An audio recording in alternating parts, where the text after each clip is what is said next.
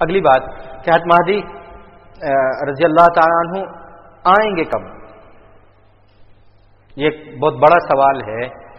وہ کب آئیں گے؟ نبی کریم صلی اللہ علیہ وسلم نے بہت ساری احادیث میں ان کے آنے سے قبل کی علامات بتائی کہ جب تم یہ واقعہ دیکھ لو، یہ دیکھ لو، یہ دیکھ لو، یہ دیکھ لو، تو یہ واقعہ پورا ہوگا تو مہدی رضی اللہ تعالیٰ عنہ جو ہے وہ دنیا میں آ جائے.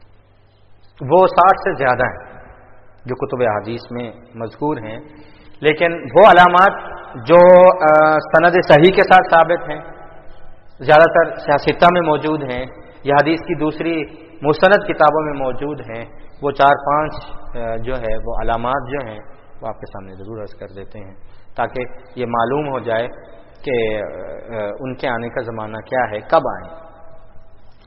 ان میں ایک علامت الگ ہے اور 3-4 علامتیں ایسی ہیں جس کو رسول اقدس صلی اللہ علیہ وسلم نے ترتیب کے ساتھ مرحلہ وار بیان کیا ہے کیونکہ وہ زمانی ترتیب کے ساتھ ہے. ایک علامت یہ ہے کہ نبی کریم صلی اللہ علیہ وسلم نے ارشاد فرمایا کہ ظہور مہدی سے قبل دنیا میں مہنگائی، بے روزگاری، فاقہ عام ہو جائے. جامع ترمذی کی روایت ہے قد تحل الفقر والغربہ، دنیا میں فقر و فاقہ اور غربت جو ہے وہ اس کی شرح بڑھ جائے. اب یہ علامت جو ہے وہ تقریباً پوری ہو چکی ہے، تکمیل ہوتی رہے گی، یہ چیز بڑھتے سے بڑھتی چلی جائے گی. نبی کریم صلی اللہ علیہ وسلم کی یہ بتائی ہوئی علامت پوری ہو چکی ہے اور دنیا کا جو ہے وہ غریب سے غریب ملک سے لے کر امیر سے امیر ملک تک وہ اس بات کا رونا رو رہے ہیں کہ مہنگائی کی جو شرح ہے وہ بڑھتی سے بڑھتی چلی جا رہی ہے. بے روزگاری جو ہے وہ عام ہے. تعلیم یافتہ ہونے کے باوجود روزگار کا ملنا یہ جو ہے متوسط اور پسماندہ ملکوں کے نہیں، امیر اور خوشحال لوگوں کا، خوشحال ملکوں کا بھی یہی مسئلہ ہے. دوسری، تیسری، چوتھی اور 5ویں علامت یہ ایک چین کی شکل میں ہے جو ایک خاص ترتیب اور وقت کے ساتھ ساتھ پوری ہوں. دوسری علامت نبی کریم صلی اللہ علیہ وسلم نے اس کو ایک لڑی کی شکل میں زمانی ترتیب کے ساتھ بیان کیا ہے. وہ 2 یا 3 حدیثوں کو ملا کر ہم اس کا خلاصہ یہ نکالتے ہیں کہ حضرت مہدی رضی اللہ عنہ کا ظہور جو ہے وہ 10 محرم یا 9 محرم کو ہونا ہے. سال کوئی بھی ہو، 9 محرم یا 10 محرم کو ہونا ہے. اور ان علامات کی ترتیب جو ہے وہ 4 ماہ قبل سے شروع ہو جائے گی. محرم سے پیچھے آئیے، محرم سے پہلے کون سا مہینہ؟ ذی الحج. ذی الحج سے پہلے ذی قعدہ سے پہلے شوال، شوال سے پہلے رمضان اور رمضان سے پہلے شعبان. شعبان سے یعنی جس محرم میں حضرت مہدی رضی اللہ تعالیٰ عنہ کا ظہور ہونا ہے اس محرم سے قبل ذی الحج میں کچھ نشانیاں ہیں، ذی الحج سے پہلے ذی القعدہ میں کچھ نشانیاں ہیں اور شوال میں کچھ نشانیاں ہیں، رمضان میں کچھ نشانیاں ہیں، شعبان میں کچھ نشانیاں ہیں. یہ اسی ترتیب کے ساتھ ہوں. ان میں ایک علامت ظہور مہدی کی جو ہے وہ اس زمانی ترتیب سے الگ، وہ دریائے فرات کا خشک ہونا. ایک بتائی غربت اور فقر و فاقہ کا عام ہونا، دوسری دریائے فرات کا خشک ہونا. دریائے فرات جو ہے یہ دنیا کے بڑے دریاؤں میں سے معروف یہ ہے کہ یہ جب سے اللہ تبارک و تعالی نے انسان کو آباد کیا کچھ دریا ہیں جو تب سے دنیا میں رواں ہیں. خود حدیث شریف میں نبی کریم صلی اللہ علیہ وسلم نے ارشاد فرمایا کہ اللہ نے 4 نہروں کو پیدا کیا اور 2 نہریں جنت میں چلائیں اور 2 نہریں دنیا میں بھیجی. جنت میں جو 2 نہریں بھیجی الجیحون والسیحون اور دنیا میں جو 2 نہریں جاری کی النیل والفرات، نیل اور فرات. مشکوٰۃ شریف میں یہ حدیث موجود ہے. خیر، فرات جو ہے یہ قدیم دریا ہے، اور ہم سنتے ہیں کہ یہ عراق سے گزرتا ہے. اس کا جو منبع ہے، مرکز جو ہے، یہ ترکی کے آرمینیا پہاڑی سلسلے سے برف پگھل کر، یہ وہ جو گلیشیئر پگھلتے ہیں اس سے یہ دریا وجود میں آتا ہے. ترکی سے اس کا مخرج کوہ ارارات آرمینیا کے سلسلے، یہ وہ پہاڑی سلسلہ ہے جس میں حضرت نوح علیہ الصلوۃ والسلام کی کشتی آ کے لگی تھی. جودی پہاڑ جو ہے وہ استوت علی الجودی، جودی پہاڑ جو ہے وہ بھی آرمینیا کا ترکی کی سرحد پر واقع ہے، اور وہیں نوح علیہ السلام کی کشتی بھی آ کے لگی تھی. یہاں سے دریائے فرات نکلتا ہے اور ترکی کو سیراب کرتا ہوا یہ عراق سے گزرتا ہے اور پھر یہ بحیرہ میں گر جاتا ہے. یہاں یہ بات سمجھنے کی ہے کہ اس کا زیادہ تر حصہ جو سیرابی کا ہے اس سے اہل عراق سیراب ہوتے ہیں، لیکن اس کا مخرج جو ہے وہ ترکی ہے. یہ علامت فرات کے خشک ہونے کی یہ کثیر تعداد میں روایات کتب حدیث میں موجود ہیں. اس کی ایک امکانی صورت ہے، دریائے فرات خشک کیسے ہو سکتا ہے جو تاریخ انسانیت کے ساتھ ساتھ سے چل رہا ہے، لیکن آج کے زمانے میں اس کی صورت بنتی ہوئی واضح نظر آ رہی. جس طرح پاکستان اور انڈیا کے مابین پانی کے مسئلے پر بحث ہے اور مذاکرات ہو رہے ہیں، اسی طرح پانی کے مسئلے پر جنگ کی حد تک گفتگو اور مسئلہ ترکی اور عراق کے مابین بالکل اسی طرح. ترکی کا کہنا یہ ہے کہ یہ دریا چونکہ ترکی سے نکلتا ہے تو ہم اس کے زیادہ حقدار ہیں، ہم سارا پانی روک لیں تو ہماری مرضی، ہم سارا پانی چھوڑ دیں تو ہماری مرضی، کبھی روک لیں اور کبھی چھوڑ دیں تو بھی ہماری مرضی. جس طرح انڈیا پاکستان کے ساتھ رویہ کرتا ہے کہ جب دل چاہا پانی چھوڑ دیا، جب دل چاہا پانی روک لیا. اور ترکی کے اندر دریائے فرات کے کنارے ترکی کی گورنمنٹ دنیا کا بہت بڑا، بلکہ سب سے بڑا، دنیا کا سب سے بڑا ڈیم تعمیر کر رہی ہے جو آخری مراحل میں ہے، اور تازہ اطلاعات کے مطابق اس ڈیم کی تعمیر مکمل ہو چکی ہے، اور کسی بھی وقت جو ہے یہ ڈیم جو ہے اس کو پانی سے بھرنے کے لیے دریائے فرات کو اس میں ڈال دیا جائے گا.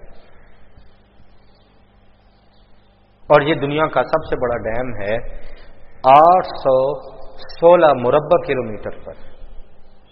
کمال اتا ترک ڈیم، یہ نیٹ میں اس کی ساری تفصیلات، کمال اتا ترک ڈیم، اس کی جو ہے اس کی طوالت، اس کی تعمیر کتنی ہے، وہ ساری ڈیٹیل جو ہے تفصیل وہ موجود ہے.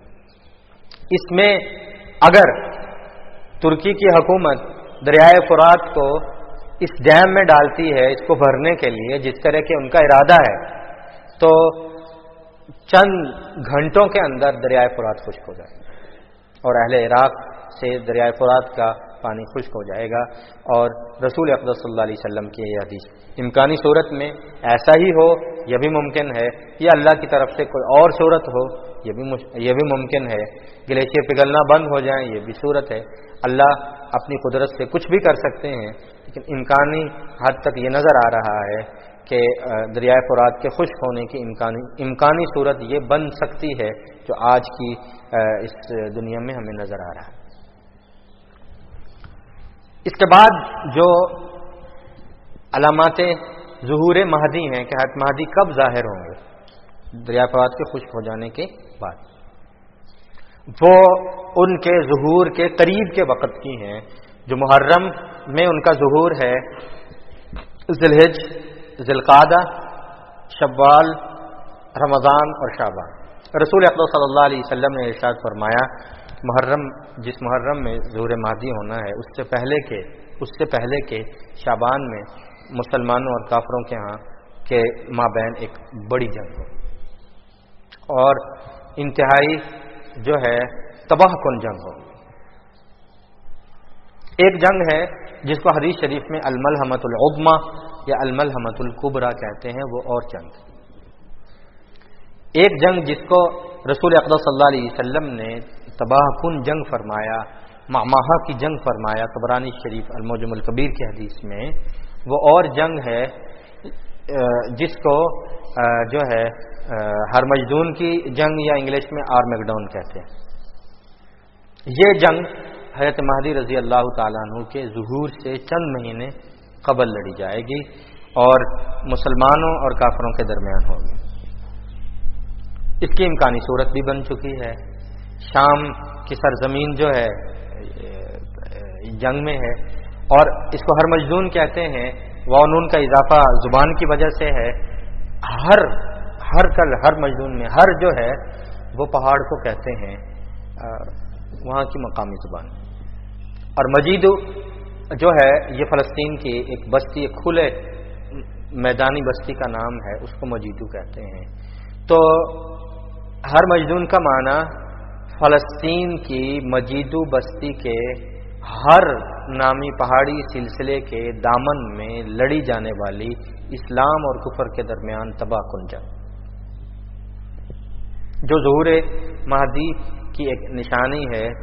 یہ شعبان یا اس کے قریب کی تاریخوں میں یہ جنگ لڑی گئی، تو یہ اس بات کی علامت ہے کہ یہ ہرمجدون کی جنگ ہو چکی. اب حضرت مہدی رضی اللہ عنہ کا ظہور جو ہے وہ بالکل قریب ہے. یہ طبرانی شریف کی حدیث میں نبی کریم صلی اللہ علیہ وسلم نے ارشاد فرمایا. اور یہ جنگ جو ہے وہ کچھ عرصہ تک جاری رہے گی. نبی کریم صلی اللہ علیہ وسلم نے ارشاد فرمایا شعبان کے بعد رمضان میں 2-3 نشانیاں ہوں گی جو اس بات کی علامت ہوں گی کہ یہ ظہور مہدی سے قبل والا رمضان ہی ہے. نبی کریم صلی اللہ علیہ وسلم نے ارشاد فرمایا کہ یہ رمضان المبارک کی الاول من رمضان کی پہلی تاریخ کو قد خسف القمر، چاند گرن ہوگا. چاند کی پہلی تاریخ کو یعنی رمضان المبارک کی پہلی تاریخ کو چاند گرن. اب یہ بتاتے ہوئے تعجب ہوتا ہے، پہلی بات تو یہ کہ پہلی کا چاند کتنا ہوتا ہے جو کہ گرن ہوگا. دوسری بات کہ فلکیات کے علم کے مطابق پہلی کا چاند کبھی گرن ہو سکتا ہی نہیں. چاند ہمیشہ اپنی درمیانی تاریخوں کو گرن ہوتا ہے. تو ماہرین فلکیات یہ کہتے ہیں علم الفتن کے اور اس حدیث کے حوالے سے کہ ہمارا علم الفلکیات جو ہے یہ تجربے پر قائم ہے، اور علم الفتن اور علم الحدیث وحی پر قائم.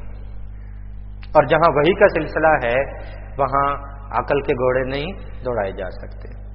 وہاں یہ بات طے ہے کہ یہ حالات و واقعات سے اور روٹین سے الگ چاند گرن ہی تو علامت ہے.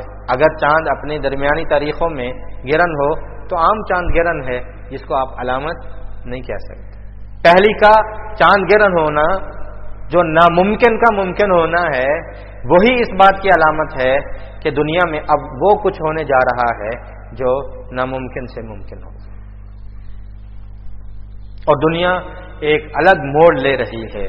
دنیا جو ہے ایک الگ ماحول میں داخل ہو رہی ہے، وہ اس بات کی علامت ہوگی. اور اتنا دفاتن، اتنا اچانک ہوگا کہ علماء الفتن، علماء امت کہتے ہیں کہ ماہرین فلکیات دم بخود اور حیران و پریشان رہ جائیں گے.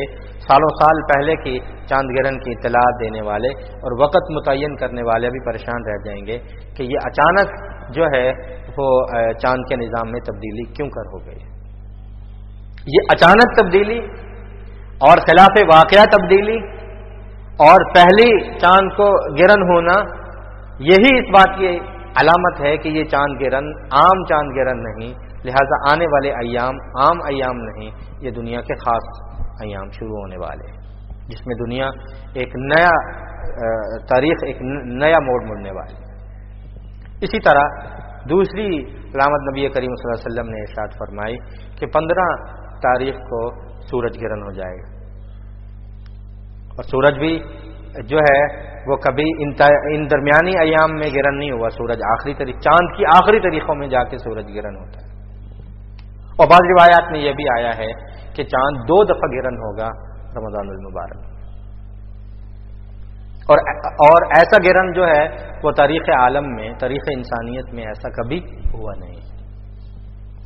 اور ایک اور علامت وہ بھی رسول اقدس صلی اللہ علیہ وسلم نے ارشاد فرمائی، فَإِذَا لَيْلَةٌ مِّن نِصْفِ رمضان، جب رمضان کی آدھا مہینہ گزر چکا ہوگا اور آدھے مہینے کی رات ہوگی، یعنی 15 کو، تو نبی کریم صلی اللہ علیہ وسلم نے ارشاد فرمایا رمضان کی 15 تاریخ جب ہوگی چاند کی، اس کی رات ہوگی، 15 تاریخ کی رات. حضور اقدس صلی اللہ علیہ وسلم نے ارشاد فرمایا کہ فَإِذَا صَوْتًا جَاءَ مِنَ السَّمَاءِ، آسمان سے ایک بہت تیز آواز شروع ہوگی، اور وہ آواز جو ہے وہ آہستہ آہستہ بڑھتی چلی جائے گی، یہاں تک کہ وہ لوگوں کے کانوں کو اور ان کے دلوں کو جو ہے وہ پھاڑ کے رکھ دے گی. بعض جگہ یہ آواز بلند ہوگی، بعض جگہ یہ آواز پست ہوگی. رسول اقدس صلی اللہ علیہ وسلم نے ارشاد فرمایا کہ اس آواز کی تیزی اور تلخی سے 70,000 لوگ اسی رات میں مر جائیں گے. اگلے دن صبح اٹھیں گے لوگ تو یہ پائیں گے یہ خبر کہ 70,000 لوگ اس آواز کی تلخی سے مر گئے. معجم الکبیر اس کی 7ویں جلد میں یہ حدیث تفصیل کے ساتھ پورے شرح کے ساتھ موجود ہے. طبرانی سے. اور یہ آواز کا جو آواز سے مرنا ہے، یہ واقعات قوموں میں پہلے گزر چکے ہیں. قیامت کی ابتدا بھی ایسے ہی ہے. اور ایک فاخذتهم الصیحہ، اللہ فرماتے ہیں ہم نے قوم کو چیخ کے ذریعے تباہ کیا اور کوئی عذاب نہیں آیا.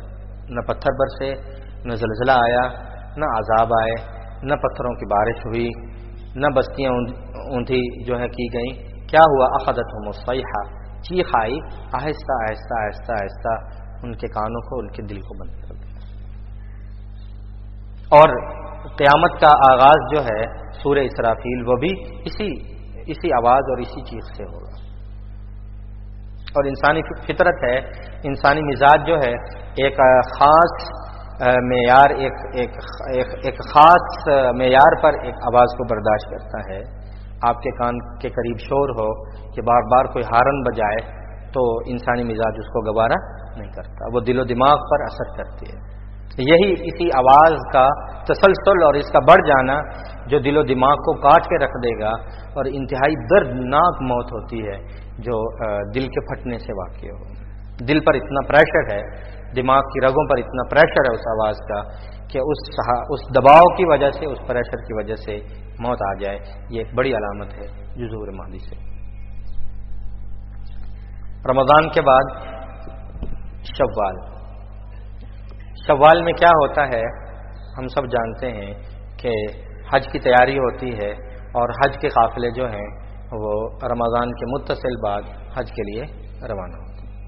نبی کریم صلی اللہ علیہ وسلم نے ارشاد فرمایا کہ یہ جو بیچ کا زمانہ ہے، شعبان اور رمضان کے بیچ کا زمانہ، اس میں حضور اقدس صلی اللہ علیہ وسلم نے ارشاد فرمایا کہ عرب کا حکمران انتقال کر جائے، اور اس کے بعد اس کے 3 بیٹے جو ہیں اس کی خلافت پر جھگڑ رہے ہوں گے کہ کون امیر بنے، کون بادشاہ بنے.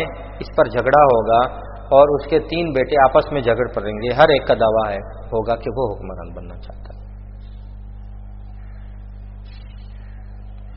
اور یہ حج جو ہے ذوالحجہ میں ہونے والا، یہ بغیر بادشاہ کے ہوگا. جنگ اتنی طویل ہو جائے گی اور اتنی زیادہ ہو جائے گی کہ اس کا فیصلہ تب تک نہیں ہوگا. حج آئے گا، حج کا موسم گزر جائے گا، اور حج جو ہے وہ بغیر بادشاہ کے ہوگا. اس میں عرب کا حکمران تب کوئی بھی نہیں ہوگا، اور جو 3 شہزادے ہیں وہ آپس میں جھگڑ رہے ہیں. اب 3 شہزادے جھگڑ رہے ہوں تو امن تو لازماً مفقود ہو جائے گا، امن کی صورت صورتحال ختم ہو جائے گی۔ نبی کریم صلی اللہ علیہ وسلم نے ارشاد فرمایا کہ حج کے رستے امن والے نہیں ہوں گے، اور کم لوگ جو ہیں وہ حج کے لیے جائیں گے، وہاں امن نہ ہونے کی وجہ سے اور جنگ کی وجہ سے۔ اور جو لوگ حج کے لیے جا رہے ہوں گے وہاں چونکہ قانون ختم ہو جائے گا، گورنمنٹ کی اتھارٹی ختم ہو جائے گی، اور وہاں گروہ قبائل آپس میں جھگڑ رہے ہوں گے، کوئی آئین نہیں ہوگا، لہذا حج شوال میں جانے والے حج کے قافلوں کو جو روکا جائے گا ان کو لوٹ لیا جائے گا۔ شوال کے بعد ذی القعدہ، نبی کریم صلی اللہ علیہ وسلم نے ارشاد فرمایا ذی القعدہ میں جو ٹھہرے ہوئے حاجیوں کے قافلے ہوں گے وہ آپس میں جھگڑ پڑے۔ عرب ہیں، کوئی پاکستان سے آیا ہے، کوئی کہیں سے آیا ہے، ایک کہتا ہے فلاں کو بادشاہ ہونا چاہیے، دوسرا کہتا ہے اس کو ہونا چاہیے، تو وہ جس طرح پارٹی ورکر جھگڑ پڑتے ہیں وہ ایک دوسرے